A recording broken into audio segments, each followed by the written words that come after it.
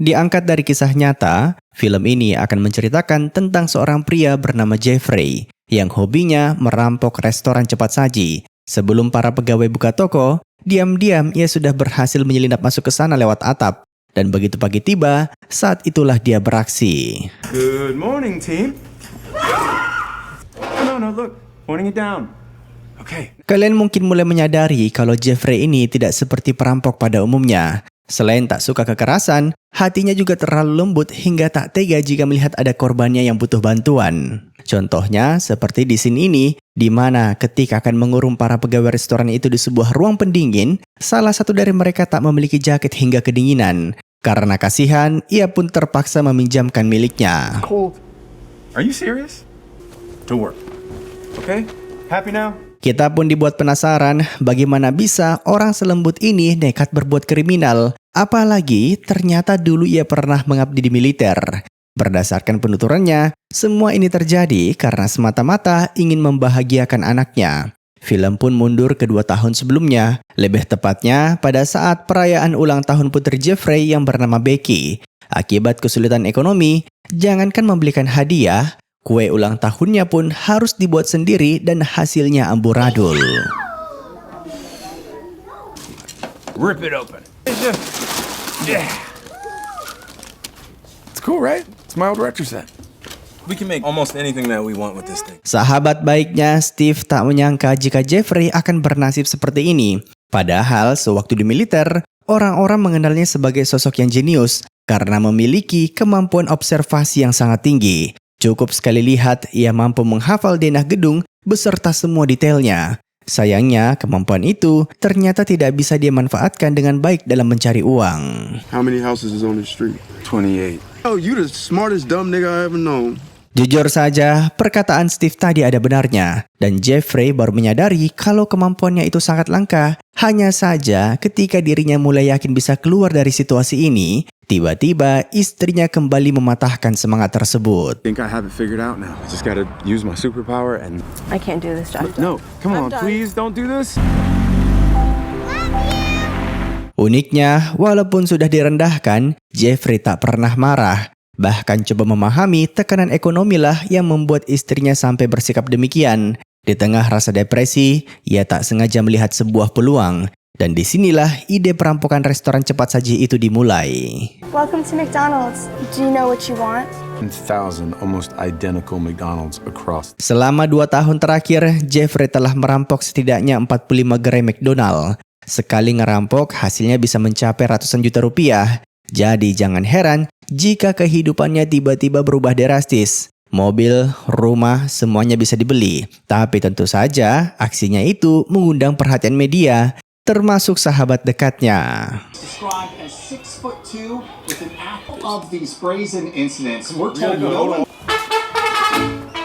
Hari itu, kebetulan putri sulungnya sedang berulang tahun. Makanya Jeffrey menghindari pembahasan tadi.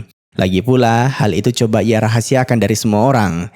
Anyway, karena sudah bergelimangan harta, kini Jeffrey bisa memberikan pesta ulang tahun yang layak bagi putrinya. Bahkan memberikan hadiah yang telah Becky nantikan sejak 2 tahun lalu. Sayang sekali, tak lama kemudian, momen bahagia itu berubah menjadi petaka. Karena ternyata, polisi sudah berhasil mengetahui identitasnya. We're looking for Jeffrey Manchester. Dengan tubuh atletisnya, Jeffrey berusaha melarikan diri. Tapi tentu saja semua usaha itu percuma karena polisi sudah mengepung wilayah tersebut. Yang sangat disayangkan, putrinya harus menyaksikan semua kejadian memalukan ini dan tak menyangka jika ayahnya adalah seorang kriminal. Sistem hukuman di Amerika itu berbeda jauh dengan negara kita. Mereka tak mengenal yang namanya hukuman maksimal. Jika seseorang merampok lebih dari sekali, maka akan terjadi penambahan masa hukuman. Inilah alasan kenapa Jeffrey sampai dijatuhi pidana penjara selama 45 tahun. 540 months or 45 years.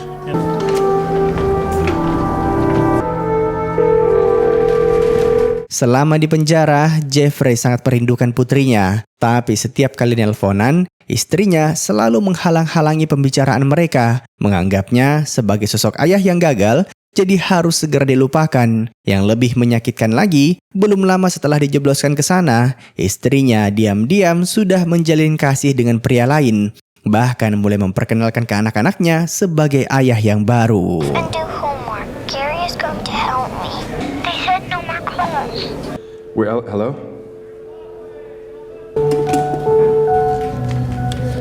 Rekan-rekan satu sel mewanti-wanti agar Jeffrey merelakan keluarganya. Namun semua tekanan itu malah membuatnya semakin bergairah untuk kabur. Disinilah kita melihat kemampuan observasi Jeffrey yang memang di atas rata-rata. Ketika semua napi mengira melarikan diri dari penjara harus melompati pagar dan sebagainya, dia malah menemukan cara yang lebih simpel tapi sangat efektif.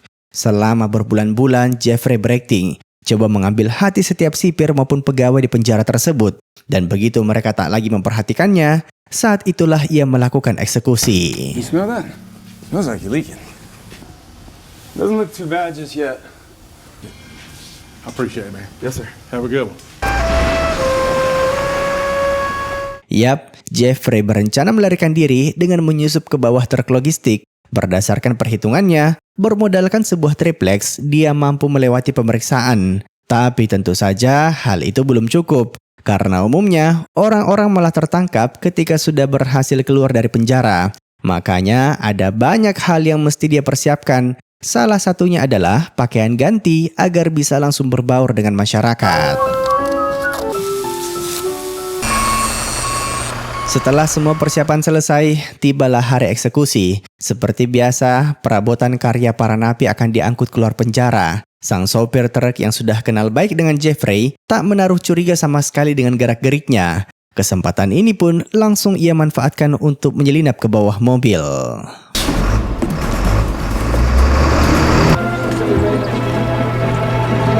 Sejak awal Jeffrey sudah tahu akan ada pemeriksaan di pintu gerbang. Inilah alasan mengapa ia mengecat triplex tadi dengan warna hitam, sehingga para sipir kesulitan untuk membedakannya dengan rangka mesin. Singkat cerita, mobil pun dipersilahkan untuk melaju.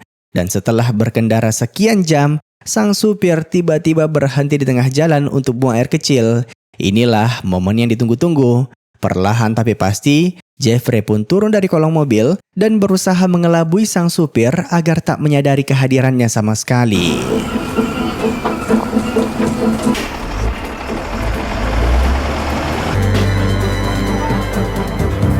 Setelah berganti pakaian, Jeffrey minta tumpangan di pinggir tol. Dengan begitu, ia pun berhasil kembali ke alamat asalnya. Perasaan rindu terhadap putrinya sudah tak bisa lagi dibendung.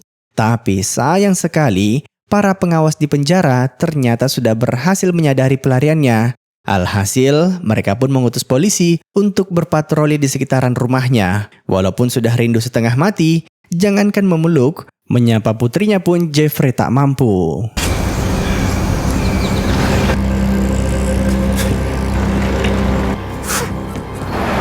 Karena bingung harus kabur kemana lagi, ia pun coba menghubungi sahabatnya, minta tolong dibantu kabur ke luar negeri. Kebetulan, Steve memang punya bisnis pembuatan paspor ilegal. Namun tentu saja, hal itu tak semudah yang dibayangkan.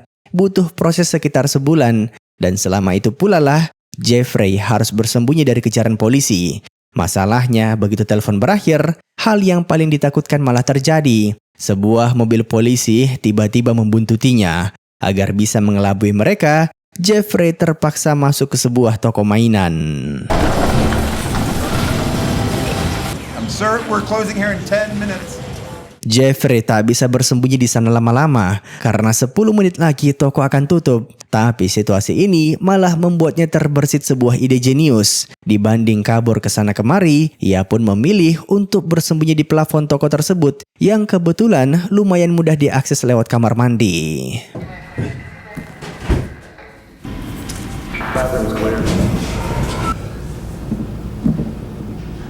Singkat cerita, begitu situasi sudah sunyi, Jeffrey pun turun dari atap lewat ruang manajer. Dan kebetulan di sana ada monitor CCTV. Disinilah ia menyadari kalau tempat itu punya sistem pengamanan yang cukup canggih, sehingga pergerakannya akan terbatas.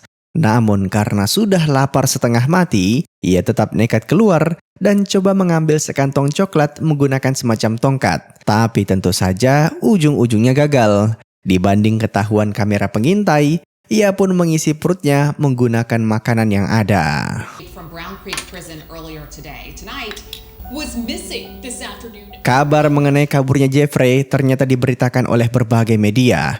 Sampai saat ini, polisi belum mengetahui bagaimana caranya dia bisa melarikan diri. Mendengar hal itu, ia pun tersenyum karena ada sedikit rasa bangga bisa menipu banyak orang dengan trik sederhana. Anyway, akibat tak punya tempat persembunyian, Jeffrey pun terpaksa menetap di sana beberapa hari lagi. Dan keesokan malamnya, saat bersantai di ruang manajer, dia tak sengaja menemukan buku panduan CCTV. Setelah mempelajarinya dengan seksama, dengan mudahnya ia mematikan mode rekaman pada kamera pengawas di tempat tersebut. Alhasil, kini tak ada lagi yang bisa menghalanginya mencuri barang-barang di toko. Selain tidak nyaman, bersembunyi di atap sangat berisiko. Makanya malam itu Jeffrey mulai mencari tempat lain. Dan berdasarkan pengamatannya, ada satu lokasi yang nyaris sempurna. Cukup dibersihkan sedikit plus dikasih perabotan, maka rasanya sudah seperti kamar sendiri. Yang lucu, tempat itu berada tepat di tengah keramaian, sehingga tak ada satupun orang yang menduga jika dia bersembunyi di sana. Sometimes the best hiding places are in plain sight. A place it can get you through anything. Setiap malam, Jeffrey keluar dari persembunyiannya untuk mengambil barang-barang di toko. Mulai dari baju, sepatu, makanan, walaupun yang ada cuma coklat. Kesempatan ini juga ia manfaatkan untuk mandi. Sewaktu di militer, Jeffrey ternyata pernah ditugaskan di hutan selama berbulan-bulan. Dan bermodalkan peralatan sederhana, ia berhasil bertahan hidup. Makanya, mentalnya sudah terlatih untuk hal-hal seperti ini. 2 weeks since Jeffrey Manchester escaped from Brown Creek. We'll be ready. Good luck. Saat sedang asik berkeliling, Jeffrey tak sengaja menemukan rak yang menjual baby monitor. Otaknya langsung terbersit sebuah ide jenius. Selama ini, jika pagi tiba, ia tak pernah bisa melihat apa yang terjadi di luar tempat persembunyiannya. Menggunakan alat tersebut, ia mampu memantau setiap pergerakan pegawai di sana. Lucunya, hal ini menjadi hiburan tersendiri. I just wanted to talk to you about my hours. Yeah. But I'm also a mom. Jeffrey ini dasarnya memang orang baik. Ketika ada pegawai bernama Leah yang minta libur tapi tidak diizinkan oleh bosnya, ia langsung kasihan dan mulai mencari cara agar bisa membantunya. Hebatnya, bermodalkan pantauan CCTV, dia berhasil mengetahui password komputer dari sang manajer. Dan begitu malam tiba, diam-diam ia pun mengaksesnya, mengubah jadwal kerja wanita tadi agar bisa libur serta menikmati waktu bersama anak-anaknya. Hari berganti minggu dan tak terasa sudah hampir sebulan Jeffrey kabur dari penjara. Orang-orang mulai melupakannya, termasuk para polisi. Dengan begitu, kini ia bisa lebih bebas berkeliaran. Ketika memasuki awal bulan, ia pun memberanikan diri keluar dari toko lewat pintu belakang. Tapi pintarnya, Jeffrey berhasil keluar dari sana tanpa harus menggunakan kunci sang manajer. Bahkan sistem alarmnya pun mampu dia akali. Tujuannya keluar tak lain untuk menghubungi sahabatnya, mencari tahu kabar mengenai pembuatan paspor palsu supaya bisa melarikan diri ke luar negeri. Sayang sekali, begitu dihubungi, ternyata Steve infonya kembali bertugas di militer dan baru akan pulang saat akhir tahun. Artinya Jeffrey harus menunggu sekitar 6 bulan lagi. He's in Afghanistan. He took a 6-month contract. Mumpung ada kesempatan, Jeffrey juga coba menghubungi putrinya. Perasaan rindu sudah tak terbendung. Tapi begitu telepon diangkat, terdengar Becky sedang asik bermain dengan ayah barunya. Parahnya lagi, tiba-tiba mantan istrinya mengancam akan menghubungi polisi jika dia coba mendekati putri mereka. Hello? I'm gonna call the cops. Do you hear me? Sepanjang film, kita belum pernah melihat Jeffrey marah. Sekalipun direndahkan oleh mantan istrinya, dia selalu bersabar. Namun malam itu hatinya gelisah luar biasa, begitu tahu putrinya lebih bahagia bersama orang lain.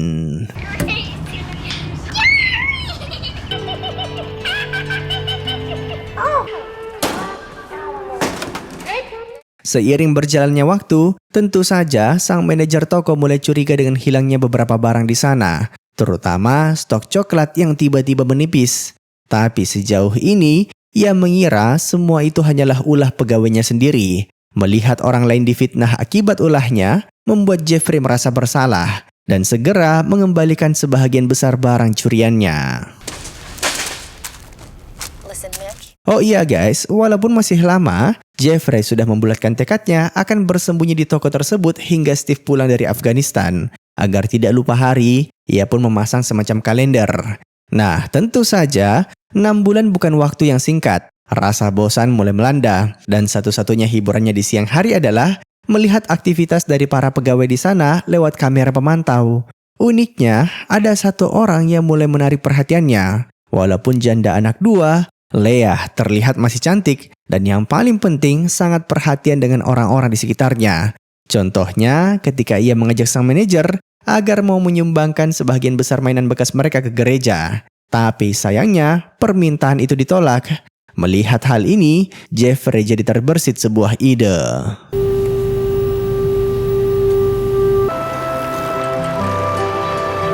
Betul sekali, diam-diam Jeffrey mengambil mainan di gudang dan menyumbangkannya ke gereja. Kebetulan pas hari Minggu toko tutup, sehingga dia bisa dengan bebas keluar di pagi hari. Namun setibanya di sana, salah satu jamaat malah memaksanya untuk masuk.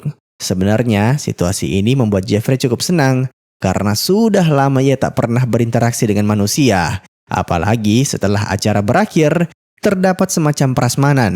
Kalian mungkin lupa, selama sebulan lebih, pria ini hanya makan permen. Jadi hidangan pagi itu terasa begitu nikmat. Wow, somebody's very hungry, huh? New to the area? Yeah, I'm Warga di sana sepertinya sangat ramah. Begitu tahu ada orang baru, mereka langsung berbondong-bondong untuk menyapanya. Dan disinilah awal mula Jeffrey berkenalan dengan Leah, yang kebetulan adalah salah satu jemaat aktif di gereja tersebut. Tapi tentu saja, supaya identitasnya tak terbongkar, ia terpaksa memakai nama palsu. Bahkan sampai harus berbohong soal pekerjaannya. Ngakunya sih orang pemerintahan, sehingga alamat rumah maupun pekerjaannya bersifat agak rahasia. Anyway, walaupun baru kenal, Jeffrey diundang oleh salah satu warga untuk hadir dalam acara makan-makan minggu depan. Supaya bisa tampil maksimal, ia harus banyak berbenah, mulai dari penampilan hingga masalah giginya yang ternyata mengalami banyak lubang akibat kebanyakan makan permen. Nah, pertanyaannya, dari mana uangnya buat berobat? Diam-diam, Jeffrey mencuri puluhan kaset video game di toko dan menjualnya di semacam pegadaian. 10 apiece, 300. Yeah, I'll go 300. Acara makan-makan siang itu memang khusus untuk orang-orang single. Tapi siapa yang menyangka, Jeffrey adalah satu-satunya lelaki yang diundang dalam acara tersebut. Untungnya, orang ini punya kemampuan berbaur yang luar biasa. Sampai-sampai begitu acara selesai, Leah mengiranya sebagai boti. Karena umumnya, pria tidak akan mampu seakrab itu dengan belasan wanita sekaligus. Dan uniknya, setelah tahu Jeffrey normal, tanpa ragu, janda anak 2 ini langsung mengajaknya untuk berkencan. Wow, you're a very forward person. Very much like to go out on a date with you. Saturday morning, 8 a.m.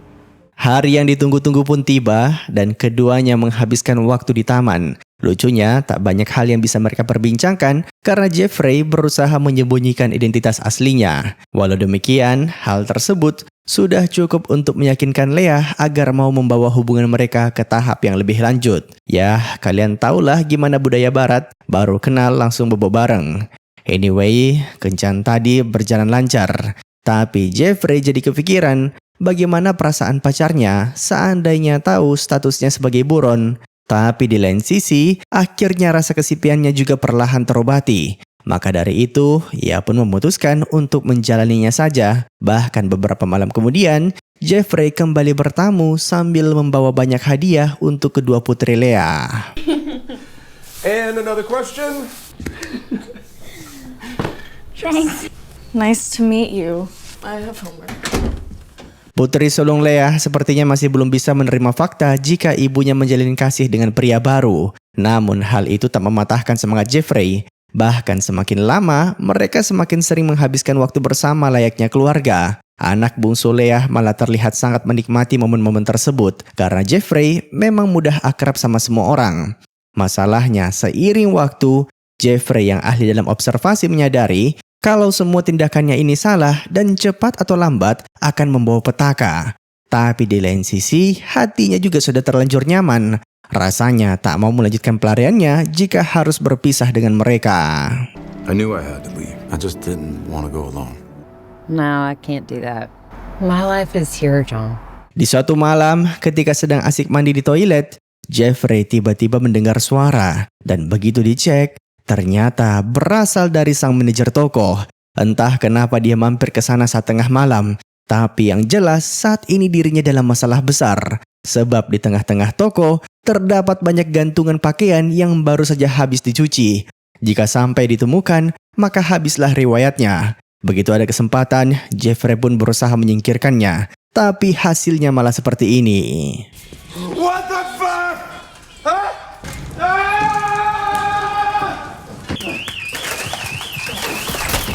Walaupun sedang panik, Jeffrey masih bisa berpikir jernih. Ia segera memalsukan arah pelariannya dengan mengaktifkan alarm di pintu belakang.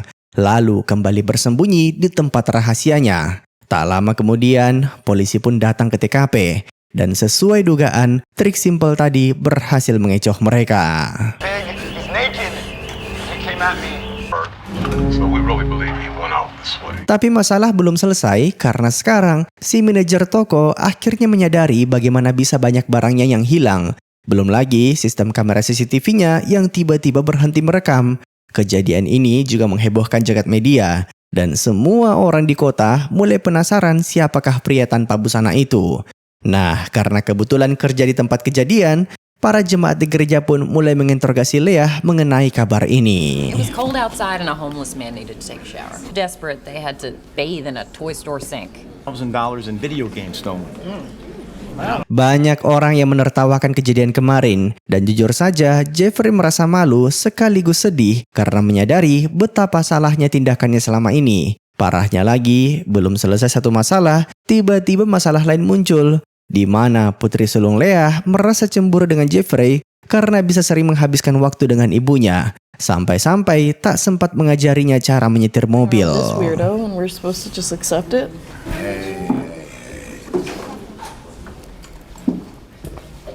Walaupun secara tidak langsung sudah direndahkan di muka umum, Jeffrey tak menyimpan dendam sama sekali. Malahan, keesokan paginya, ia memberikan solusi bagi rumah tangga pacarnya dengan mengajak mereka ke sebuah dealer mobil bekas. Selama ini, putri sulung Leah yang bernama Lindsay tak sempat belajar menyetir karena mobil di rumah cuma ada satu. Makanya, Jeffrey berencana membelikannya satu lagi. Kalian mungkin bertanya dari mana uangnya. Tentu saja dari jualin barang-barang curian di toko. And I'm gonna pay cash. How's that sound to you? Get up here. You're driving. You got it. Come on. Aksi ini membuat hubungan mereka semakin akrab. Lindsay kini mau menerimanya sebagai calon ayah yang baru. Jeffrey sangat bahagia karena bisa kembali merasakan hangatnya keluarga. Yang jadi pertanyaan, sampai kapan hubungan mereka akan bertahan? Karena kita sadar semuanya dibangun di atas kebohongan. Don't need so many things, John. We just want you. Oh gosh. Tak terasa, 6 bulan berlalu. Tepat pada tanggal 1 Desember, Jeffrey menghubungi sahabatnya untuk menanyakan perkembangan paspor palsunya. Demi memudahkan urusan ini, ia pun diminta untuk datang. Keesokan harinya, Jeffrey pun berkendara ke kota asalnya untuk menemui Steve. Namun sebelum melanjutkan pembahasan lebih jauh lagi, ia mewanti-wanti bahwa rencana pelarian ini hanya akan berhasil jika Jeffrey mengikuti semua instruksinya, termasuk tak menjalin hubungan dengan siapapun. Karena semakin banyak orang yang mengenalnya, maka semakin besar kemungkinan identitas palsunya terbongkar. You ain't got no contact, right? You ain't talking to nobody. Oh, okay. We gonna need to change that hair before we take the photo. Baby, what you think? No. Baby, that's Good, right? Yeah. 1, 2, 3. Di sisi lain, berhubung Jeffrey saat ini statusnya masih buron, maka biaya pelariannya akan sangat mahal. Selain dokumen palsu, Steve juga harus menyogok beberapa penjaga imigrasi agar dia bisa melewati perbatasan. Kalau dirupiahkan, mencapai 1 miliar. Yang jadi pertanyaan, bagaimana Jeffrey akan mengumpulkan uang sebanyak itu dalam waktu singkat? How you gonna do it? Well, if you're thinking about using a gun, don't do anything stupid. Jeffrey pun pulang sambil membawa beban pikiran tentang bagaimana caranya mendapatkan uang sebanyak itu dalam waktu singkat. Saat melintasi sebuah toko senjata, muncullah ide untuk kembali melakukan perampokan. Demi memudahkan aksinya di kemudian hari, ia pun memutuskan mencuri toko tersebut menggunakan metode andalannya yang tak lain dengan menyelinap masuk lewat atap. Sialnya setelah bersusah payah, ujung-ujungnya Jeffrey malah salah masuk toko.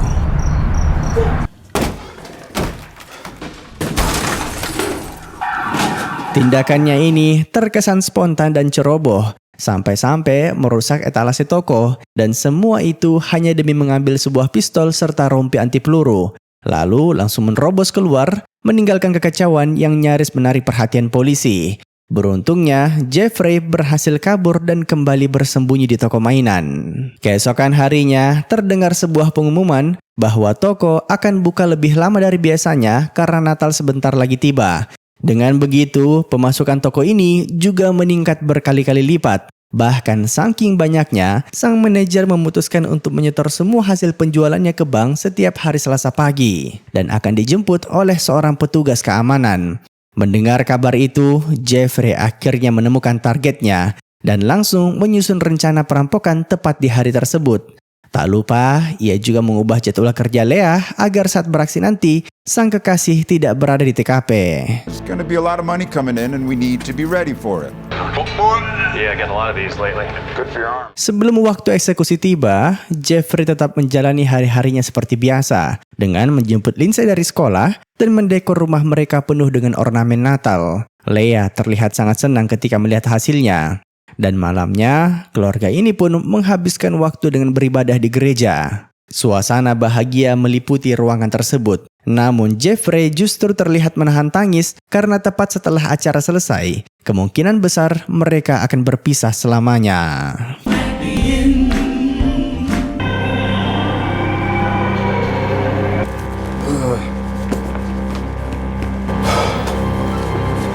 Keesokan harinya, tepat sebelum toko dinyatakan buka untuk umum, Jeffrey keluar dari persembunyiannya dan mulai menodongkan pistol ke arah para karyawan. Mereka sontak panik, bertanya-tanya dari manakah datangnya pria ini.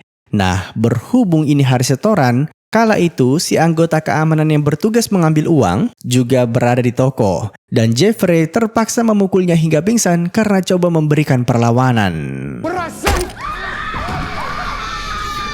That wasn't my fault. Come on, man, let's get a hop on. Let's go.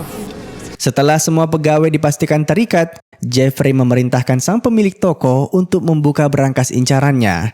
Di antara tumpukan uang itu, ada yang sudah ditandai menggunakan bom tinta, dirancang untuk meledak jika dikeluarkan dari tempatnya. Untungnya, Jeffrey sudah mengantisipasi hal ini.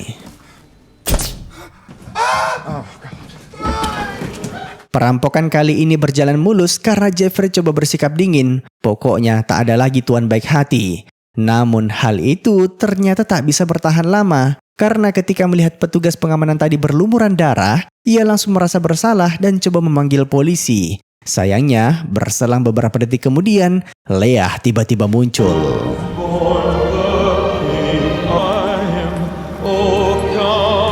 Mengetahui kemungkinan Leah bisa saja mengenalinya, membuat Jeffrey langsung kabur terbirit-birit. Dan tak lama setelahnya, polisi mengepung TKP. Berdasarkan investigasi mendalam, pada akhirnya mereka pun berhasil menemukan tempat persembunyiannya selama ini.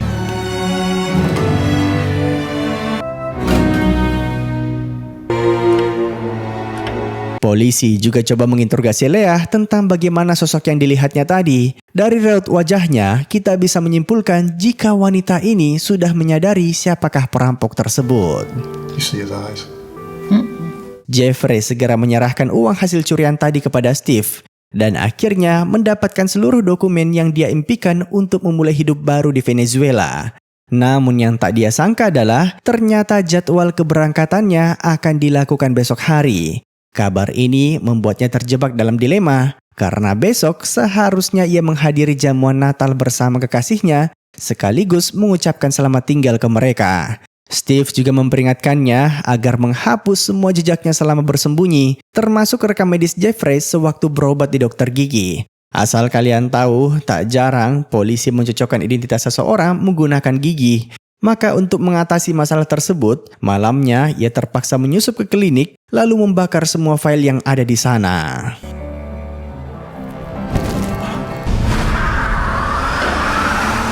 Sesuai arahan Steve, keesokan paginya Jeffrey langsung tancap gas menuju bandara.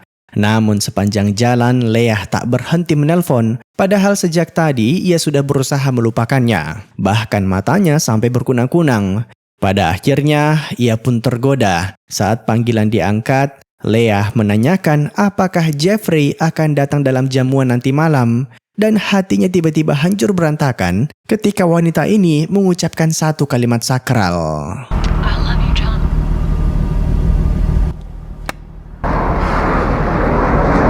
Inilah yang terjadi ketika perasaan mengalahkan akal sehat. Padahal Jeffrey sudah sampai di gerbang bandara. Tapi karena tidak tega, ia pun segera berbalik arah demi menemui sang kekasih untuk terakhir kalinya. Rambut palsu tadi pun ia singkirkan sambil membawa bingkisan Natal sebagai salam perpisahan. Namun ketika sampai di lokasi, tiba-tiba... Don't be a dickhead. Fucking move. Ternyata Leah sudah bekerja sama dengan kepolisian. Wanita itu menangis dalam perasaan bersalah, sekaligus sakit hati karena pria yang dicintai telah menipunya. Sedangkan Jeffrey langsung kembali dijebloskan ke dalam penjara, bahkan karena melarikan diri, masa hukumannya kini bertambah. Anyway, walaupun sudah dikhianati oleh sang kekasih, kejadian ini justru menyadarkannya akan banyak hal. Kalau kalian perhatikan baik-baik, sepanjang hidupnya, Jeffrey hanya punya satu keinginan, yaitu membahagiakan orang-orang terdekatnya lewat materi. Sampai-sampai lupa jika kehadirannya jauh lebih berharga. Sayang sekali, sekarang semua sudah terlambat. Selama mendekam di sana, ia coba membagikan pelajaran hidup tersebut ke rekan-rekan satu selnya. Berharap ketika mereka bebas duluan, tak melakukan kesalahan yang sama. They just needed me. My time. Could have gone a different way, for sure. You ever think about it? No. This is my home now. Beberapa bulan kemudian, Leah akhirnya mengunjunginya untuk pertama kali. Walaupun sudah dikhianati, Jeffrey tak menyimpan dendam sama sekali, malah dengan besar hati menyadari jika semua ini salahnya. Di sisi lain, sekalipun Jeffrey telah berbohong soal masa lalunya, paling tidak cintanya benar-benar tulus. Bahkan kedua putri Leah pun merasakan hal yang sama. I'm so sorry that I hurt you. We had a lot of fun.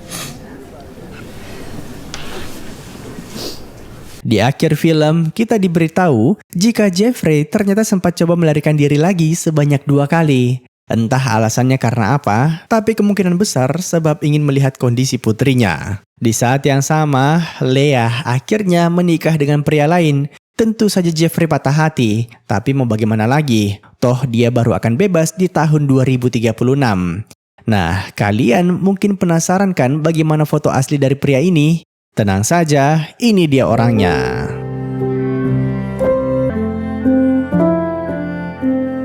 Dan dengan begitu, film pun tamat. Terima kasih sudah menonton. Sampai jumpa di film selanjutnya. Jangan lupa komen, like, dan subscribe.